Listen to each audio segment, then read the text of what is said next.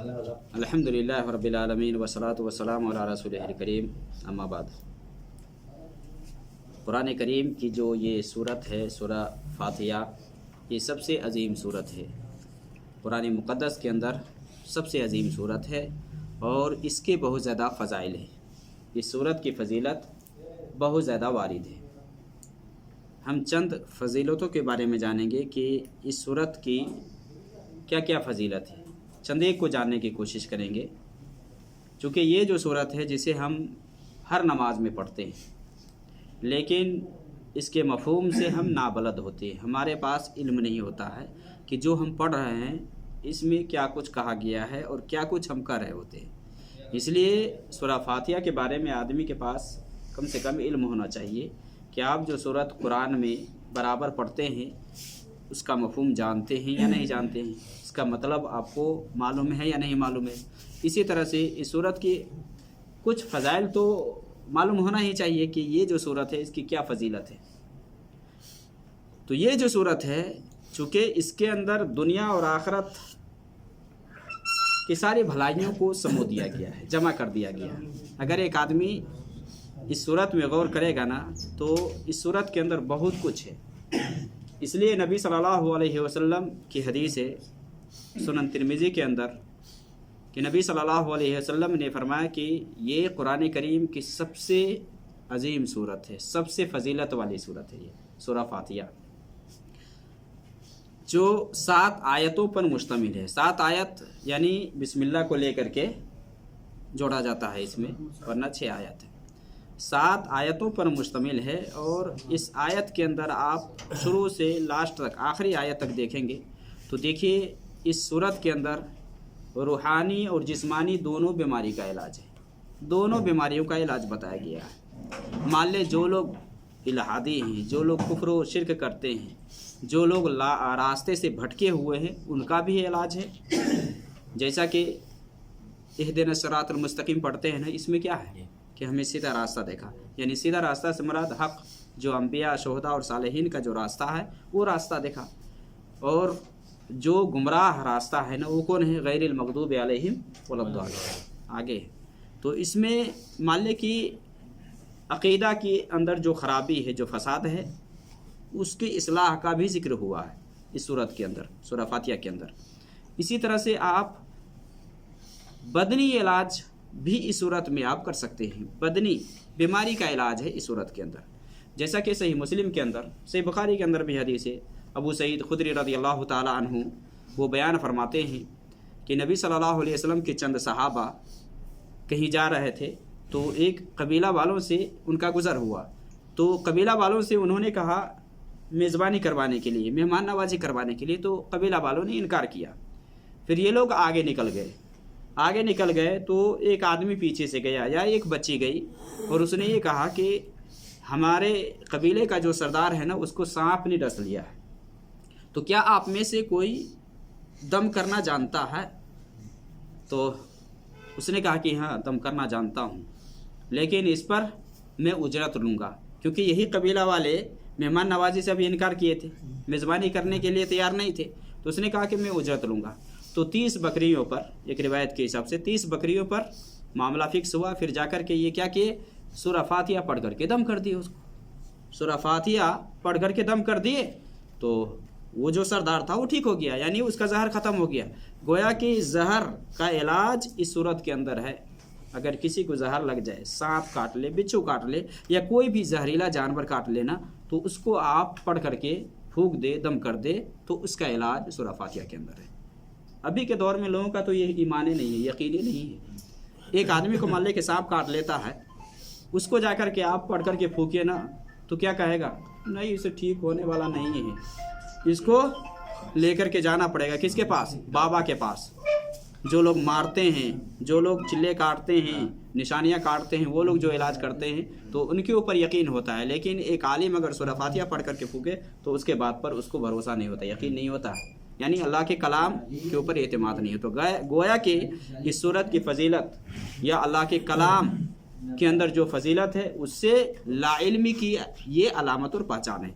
अगर एक आदमी अगर अल्लाह रब्बुल आलमीन के कलाम को سمجھتا ہے، اس کی اہمیت کو جانتا ہے، تو اس کے اوپر اعتماد ہونا چاہیے، یعنی اس کے نزدیک کہ اللہ کے کلام پر اعتماد ہونا چاہیے کہ اللہ رب العالمین کے کلام کے ساتھ دنیا کی کوئی بھی چیز نقصان نہیں پہنچا سکتی ہے۔ جیسا کہ حدیث کے اندر ہے، نبی صلی اللہ علیہ وسلم نے فرمایا کہ جو شخص صبح کرتا ہے اور شام کرتا ہے اور 3 مرتبہ یہ کہہ لیتا ہے بسم اللہ الذی لا یضر مع اسمہ شیء فی الارض ولا فی السماء وهو السمیع البصیر یا وهو السمیع العلیم، تو اب جو 3 مرتبہ یہ کہہ لیتا ہے، صبح کرتا ہے تب، شام کرتا ہے تب، تو آسمان و زمین کے اندر کوئی بھی چیز اللہ کے نام کے ساتھ نقصان نہیں پہنچا سکتی۔ تو دیکھیے اس صورت کے اندر کہ یہ صورت پڑھ کر کے وہ صحابی نے جب دم کیا تو اس کا زہر ختم ہو گیا، زہر ختم ہو گیا، گویا کہ یہ ایک دم بھی ہے، سورہ فاتحہ ایک دم اور علاج۔ یا ہم ابھی انشاءاللہ اگلے ہفتہ پڑھیں گے سورہ فاتحہ کے ناموں کے سلسلے میں کہ ان کے نام کیا کیا ہے، آج ہم صرف فضائل کو جانتے ہیں کچھ۔ تو یہ جو سورہ فاتحہ ہے، سورہ فاتحہ کی یہ فضیلت ہے کہ آپ زہر آلود کے اوپر آپ پڑھ کر کے پھونکتے ہیں یا زہر کا علاج کرتے ہیں تو اس میں اس کا علاج ہے، گویا کہ قلبی بیماری کا بھی علاج ہے اور جسمانی بیماری کا بھی علاج ہے۔ اس صورت کے اندر سورہ فاتحہ کی اتنی فضیلت ہے۔ نبی صلی اللہ علیہ وسلم کی حدیث ہے، جیسا کہ ابو ہریرہ رضی اللہ تعالیٰ عنہ یہ بیان کرتے ہیں کہ ابی بن کعب رضی اللہ تعالیٰ عنہ سے نبی صلی اللہ علیہ وسلم نے یہ فرمایا کہ کیا میں تمہیں ایک ایسی صورت کے بارے میں نہ بتلاؤں جو نہ تو تورات کے اندر، نہ زبور کے اندر، نہ انجیل کے اندر اور نہ تو قرآن کے اندر اس جیسی دوسری صورت ہے۔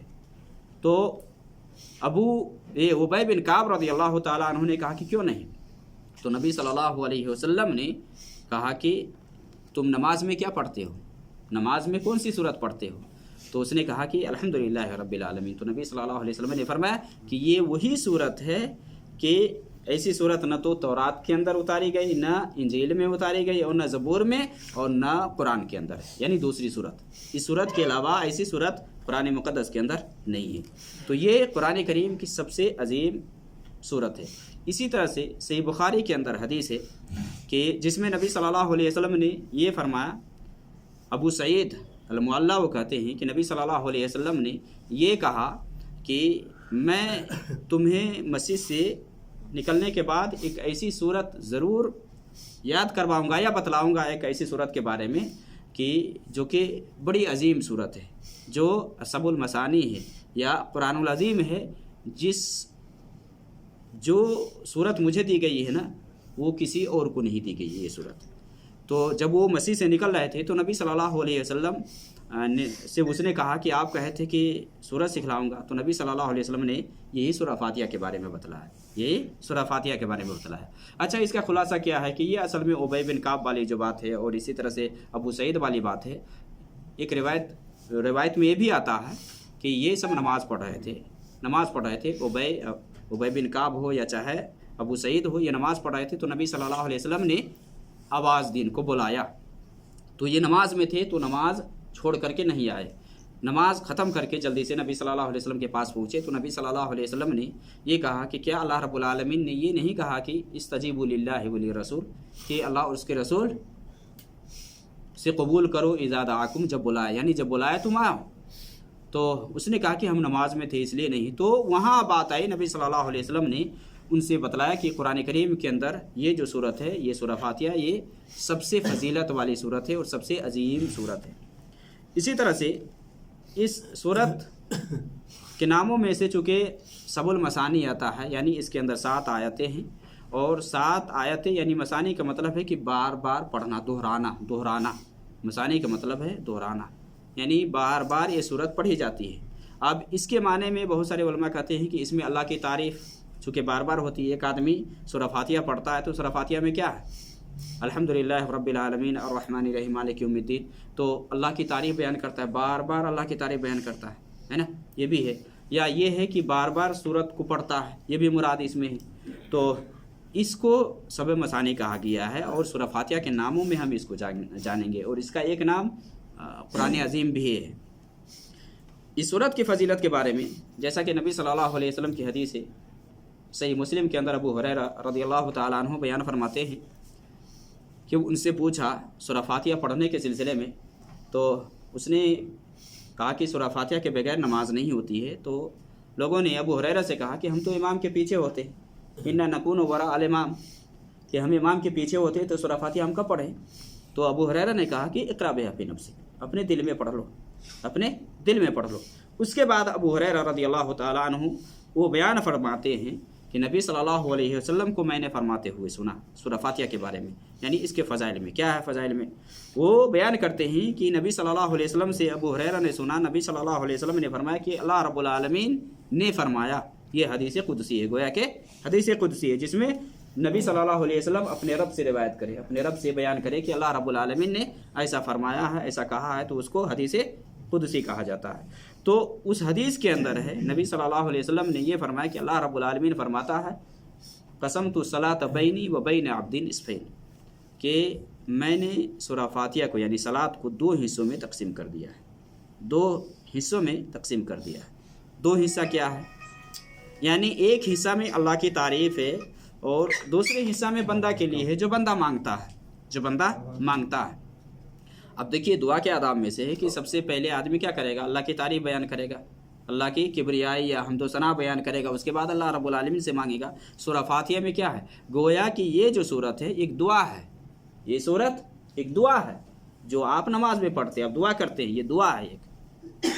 نبی صلی اللہ علیہ وسلم نے فرمایا، اللہ رب العالمین نے فرمایا قسمت الصلاۃ بینی و بین عبد نصفین، کہ میں نے سورہ فاتحہ کو اپنے اور بندہ کے درمیان میں دو حصوں میں تقسیم کر دیا ہے۔ تو جب بندہ کہتا ہے الحمدللہ رب العالمین، تو اللہ رب العالمین کہتا ہے حمدنی عبدی، کہ میرے بندہ نے میری تعریف کی۔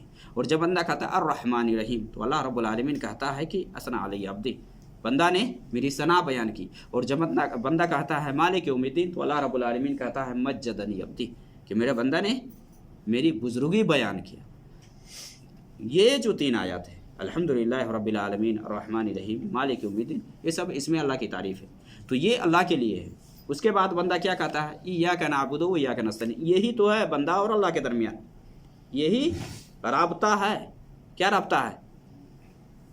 یعنی اللہ سے تعلق جوڑنے کا جو رابطہ ہے وہ کیا ہے؟ اہدنا الصراط ایاک نعبد و ایاک نستعین، کہ اللہ ہم صرف تیری ہی عبادت کرتے ہیں اور تجھ سے مدد مانگتے، یہی تو رابطہ ہے نا، یہی واسطہ ہے۔ اس کے بعد بندہ اب اپنے لیے مانگتا ہے، کیا مانگتا ہے؟ اہدنا الصراط المستقیم، تو اللہ رب العالمین کہتا ہے کہ میرے بندہ جو مانگتا ہے اس کے لیے ہے۔ بندہ کہتا ہے کہ اللہ ہمیں سیدھے راستے کی رہنمائی کر، اور یہ سیدھا راستے سے مراد انبیاء، شہداء، صالحین، جیسا کہ قرآن کریم کی دوسری آیت کے اندر اس کا ذکر آیا ہے، من النبیین والصدیقین والشہداء والصالحین وحسن اولئک رفیقا، تو یہ راستہ ہے۔ اس کے بعد بندہ کہتا ہے اہدنا الصراط المستقیم صراط الذین انعمت علیہم، یہ ہے انعمت علیہم، انبیاء، شہداء، صالحین کا جو راستہ ہے یہ ہے۔ اس کے بعد غیر المغضوب علیہم ولا الضالین، یہ یہود و نصارہ کے راستہ سے اس میں پناہ مانگا گیا ہے، بلکہ اللہ رب العالمین سے بندہ دعا کرتا ہے کہ ہمیں ان راستوں سے بچا جو کہ جن کے اوپر تمہارا غضب نازل ہوا، جو مغضوب علیہم ہیں، جو ضالین ہیں، ان کے راستوں سے ہمیں بچا۔ تو اس کے بعد بندہ کیا کرتا ہے؟ آمین کہتا ہے، گویا کہ ایک دعا ہے۔ کیا ہے؟ ایک دعا ہے۔ تو دیکھیے اس حدیث کے اندر ہے کہ یہ جو سورہ فاتحہ ہے نا، اس کو اللہ رب العالمین نے اپنے درمیان اور بندوں کے درمیان میں تقسیم کر دیا ہے۔ یہ سورہ فاتحہ کی فضیلت ہے، اتنی فضیلت۔ اب دوسری میں اسی طرح سے عبداللہ بن عباس رضی اللہ تعالیٰ عنہما سے صحیح مسلم کے اندر حدیث ہے کہ نبی صلی اللہ علیہ وسلم جبریل کے ساتھ بیٹھے ہوئے تھے، تو آسمان کا ایک دروازہ کھلا، تو آواز آئی۔ نبی صلی اللہ علیہ وسلم سے جبریل نے کہا کہ دیکھو یہ آسمان کا دروازہ آج کھلا ہے، آج سے پہلے کبھی نہیں کھلا تھا، کبھی نہیں، اور یہ جو فرشتہ آیا ہے نا، آج سے پہلے کبھی نہیں اترا ہے، یہ پہلی مرتبہ آیا ہے۔ اور پھر وہ آ کر کے سلام کیے اور نبی صلی اللہ علیہ وسلم کو دو نور کی خوشخبری دی، اور یہ کہے کہ یہ دو نور آپ کو دیے جاتے ہیں، آپ سے پہلے کسی کو نہیں دیے گئے، تو جو بھی آپ ان دونوں میں سے مانگیں گے نا آپ کو ملے گا۔ جو بھی ان میں سے ایک کا ذکر ہے سورہ فاتحہ، اور دوسری چیز ہے سورہ بقرہ کی آخری دو آیات۔ یہ دونوں چیزیں وہ فرشتہ لے کر کے آئے جو زمین پر کبھی نہیں آئے تھے، اور آسمان کا دروازہ کھلا کیا۔ تو یہ سورہ فاتحہ کی کہ اس سورہ فاتحہ کے اندر جو کچھ ہے ہم مانگیں گے تو اللہ رب العالمین دے گا۔ نبی صلی اللہ علیہ وسلم سے کیا فرمایا کہ جو بھی آپ ان میں سے طلب کریں گے نہ مانگیں گے نا آپ کو ملے گا۔ یہ جو سورہ فاتحہ ہے सही बुखारी के अंदर उबादा बिन सामित रज़ियल्लाहु ताला अन्हु की हदीस है, नबी सल्लल्लाहु अलैहि वसल्लम ने फरमाया कि ला सलात लिमन लम यक़रा बिफ़ातिहतिल किताब, गोया कि सूरह फातिहा ये नमाज के लिए रुकन है, नमाज के लिए रुकन है, सूरह फातिहा पढ़े बगैर नमाज नहीं होगी। ये इतनी अहम सूरत है कि एक आदमी चाहे इमाम के पीछे हो, चाहे इमाम हो, चाहे मुनफरिद हो, मुक्तदी हो, चाहे नमाज जहरी हो, चाहे सिर्री हो, कोई भी नमाज हो, सूरह फातिहा बगैर पढ़े नमाज नहीं होगी। ला सलात लिमन लम यक़रा बिफ़ातिहतिल किताब, ये सूरह की फातिहा, ये सूरह फातिहा की अहमियत को आप जान लें। इसी तरह से ये जो सूरत है, इस सूरत के अंदर आप गौर करेंगे ना तो इसमें देखिए तौहीद की तीनों किस्मों का जिक्र है। तौहीद की कितनी किस्में हैं? हाँ, क्या है? तौहीद की 3 किस्में बतलाई गई थी ना, क्या क्या है?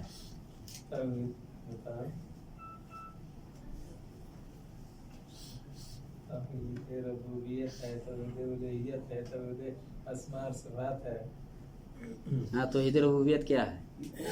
इबादत में अल्लाह के साथ किसी को शरीक करना। सही है। रुबूबियत में नहीं, यानी अल्लाह रब्बुल आलमीन रब है, पालने वाला है। रुबूबियत में बतलाया गया था ना। हाँ, क्या है रुबूबियत में? रुबूबियत है कि अल्लाह हमारा, उसने हमें पैदा किया, वो पालने वाला है। हाँ, यानी वो काम जो अल्लाह के साथ खास है, अल्लाह ही कर सकता है, उसमें उसको नहीं कर सकता, वो रुबूबियत है। उसमें उसको तन्हा जानना। रुबूबियत और उलूहियत जस्ट ऐसे हैं। रुबूबियत में क्या है? रुबूबियत में कि वो काम जो अल्लाह के साथ खास है, अल्लाह ही कर सकता है, उसमें उसको तन्हा जानना, किसी को शरीक ना ठहराना। और इसमें जो आम है, मान ले कि पैदा करना, खिलाना, मुल्क चलाना, ये सब है ना, ये सब किसका काम है? अल्लाह का काम है। और उलूहियत में क्या होता है? हाँ, यानी यहाँ बंदा जो अमल करेगा ना वो अल्लाह के लिए करेगा, जो इबादत में आता है। ये यानी अल्लाह के साथ खास है, उसमें अकेला जान करके उसकी इबादत करेगा, अल्लाह के लिए बचा लाएगा, ये उलूहियत है, ये इबादत है। तो ये जो सूरत है सूरह फातिहा, अल्लाह के जो नाम है, अल्लाह की जो सिफतें हैं, उसमें उसको तन्हा जानना, उसमें बराबर न किसी को ठहराना, या उसके नाम के अंदर हेर फेर न करना, रद्द बदल न करना। नहीं बतलाया था मिन गैर तारीफिन वला तमसीलिन वला तशबीहिन, नहीं बताया गया वला तातीलिन, किसी का ना तो इनकार करना है। वही ना मुशरिकीन हेर फेर करते थे ना, अफराइतुमुल लात वल उज़्ज़ा व मनात सालिसतल उखरा। तो अल्लाह के जो नाम है, अल्लाह के जो सिफतें हैं, उसमें उसको अकेला जानना, उसका बराबर किसी को ना ठहराना। तो इस सूरत के अंदर, सूरह फातिहा के अंदर अल्लाह रब्बुल आलमीन क्या फरमाता है? अल्हम्दुलिल्लाह रब्बिल आलमीन, सारी तारीफ़ें अल्लाह के लिए। यहाँ कौन सी तौहीद है? ये तौहीद की कौन सी किस्म है? कौन तौहीद? उलूहियत है, इबादत। रब यहाँ है, रब, रब्बिल आलमीन, रब्बिल आलमीन, ये तौहीद रुबूबियत है, यानी परवरिश करने वाला। रब का मतलब क्या होता है? पालने वाला, पालने वाला, परवरिश करने वाला, चलाने वाला, पालनहार है। तो अल्लाह रब्बुल आलमीन की रुबूबियत का जिक्र है, अल्हम्दुलिल्लाह रब्बिल आलमीन। उसके बाद वाली जो आयत है अर्रहमानिर रहीम, ये क्या है? अस्मा और सिफात है, अस्मा और सिफात है, ये तौहीद की दूसरी किस्म है। और तीसरी आयत इय्याका नअबुदु व इय्याका नस्तईन, ये तौहीद उलूहियत है। देखिए तौहीद की तीनों किस्मों का इसके अंदर जिक्र है। ये सूरत कितनी अजीम सूरत है। इसी तरह से इस सूरत के अंदर के सारे जो मज़ाहिब बातिला हैं, जो भी अदियान है, मज़ाहिब है, सबका इसमें रद्द हुआ है। जो भी है इस्लाम के अलावा जो भी है वो सबका रद्द हुआ है। कैसे रद्द हुआ है? इहदिनस सिरातल मुस्तकीम, ये इस्लाम है, गैरिल मग़दूबि अलैहिम वलद्दालिन, ये सारे मज़ाहिब बातिला हैं जो भी है। इस्लाम के अलावा जो भी है ना, चूँकि इस्लाम के अलावा जो भी अदियान हैं या जो भी मज़ाहिब पाए जाते हैं, सब में गैरुल्लाह की इबादत करते हैं, उनके तरीक़ा अलग है, अल्लाह के साथ शरीक ठहराते हैं, है ना, और क्या क्या करते हैं। तो इस्लाम के अलावा जो भी अदियान है या जो भी मज़ाहिब है, सबका इसमें रद्द हुआ है। ये जो सूरत है, इस सूरत के अंदर आप देखिए, ये एक मुख्तसर सी सूरत है, लेकिन इस सूरत के अंदर पूरे कुरान का निचोड़ है। पूरे कुरान का इसमें खुलासा बयान किया गया है।